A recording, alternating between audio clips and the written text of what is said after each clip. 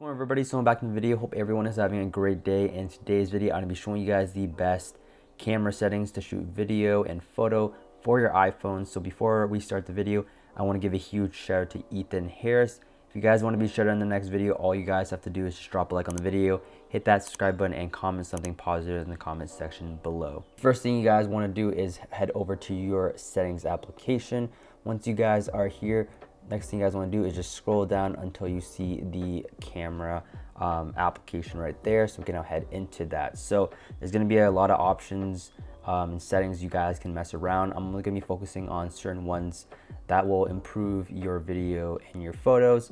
So the first setting we're going to look into is the formats right here. So when you open this up, you're going to have two different options for your camera capture. You got the high efficiency and the most compatible.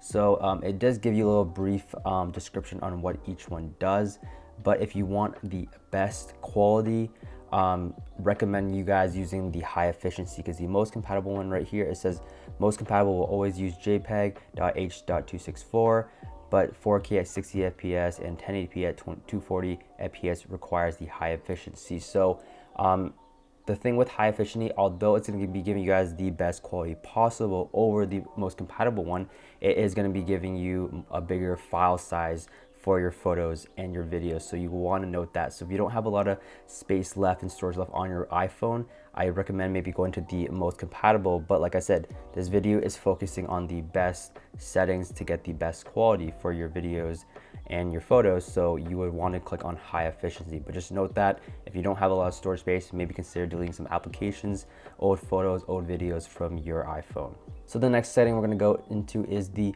record video. So there's a couple options right here. You may not have all the options, it just depends on the iPhone you currently have. So we got the 720p HD at 30 FPS, 1080p at 30, 1080p at 60, 4K at 24, 30, and 60 FPS right here. So this will all depend on like your preference on what you're trying to capture. So most people will most likely be at 1080p at 30 FPS and 60 FPS. So for the FPS, the only difference is if you want a more natural look, you may want to go to like 30 FPS, or if you're shooting 4K, maybe go to 24 FPS. But there's also the 60 FPS. But basically, if you're shooting in 4K and you actually have an external display, such as like a monitor that you're going to be transferring the file onto and displaying it on your monitor, then I recommend shooting in 4K. But if you're just going to be looking at your video later on just on your iPhone, there's no point in shooting in 4K, just because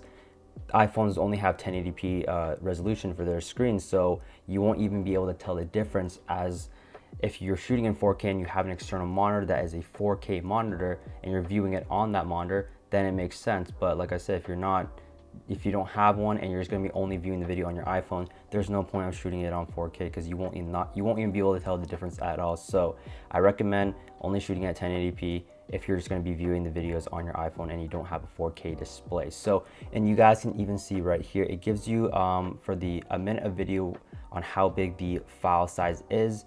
And you guys can see right here, if you're shooting at the max, which is the 4K at 60 FPS, a minute video will be 400 megabytes. So that is quite a bit compared to shooting at like 1080p at 60 frames, which is at 90 megabytes. So like I said, you just want to consider how much file or how much storage you have on your iPhone, because I know a lot of people most likely will, on average, will have a 64 gigabyte storage. I know there's other people who have like the 128, 256, but like I said, it all depends on your device. So the next setting we want to look at is the auto light FPS. I recommend toggling this on. It gives you a brief description, which is pretty self-explanatory. Automatically reduces the frame from 30 to 24 to improve low light videos. So that is the setting that you guys want to turn on. So the next thing you guys want to turn on is the smart HDR right here. So basically it blends the best part of separate exposures into single photo. So basically it's gonna get like the best color and shadow detail for your photos. So make sure you guys have this on, it's very important.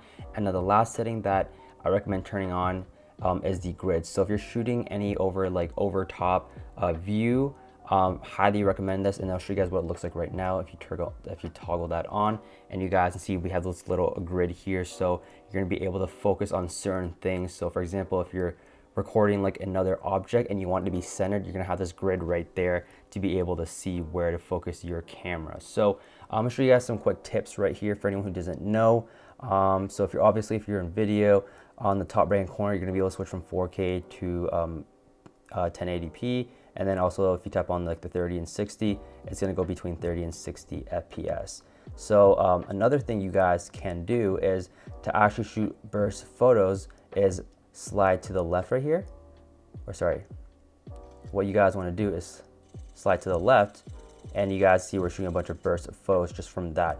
And if you actually want to shoot video, you just slide it to the right and it's going to start playing the video for you guys. So those are cool little tips you guys can try out for your camera application. And the last thing I actually want to show you guys is the filter. You guys can actually use filters to shoot your video. So if we swipe down right here, you guys can see that we can select a filter. So if we click on, if we go back right here, scroll over to the right and click this little filter icon, you guys see there's a bunch of filters. We have like the vivid warm, we got the vivid cool, and if you want to shoot video with this filter on, do that trick that I showed you guys where you just swipe to the right and it's going to shoot it in the filter that we've selected for the video, which is pretty awesome. So yeah guys, that's basically it for video. Hope you guys did enjoy this one. If you guys did, if you guys enjoy more of these tips video, let me know down below in the comment section, because I know not everyone knows about these tips and stuff like that and tricks. So if you did enjoy this video, drop a like on it, hit that subscribe button and that post notification bell so you guys never miss a video.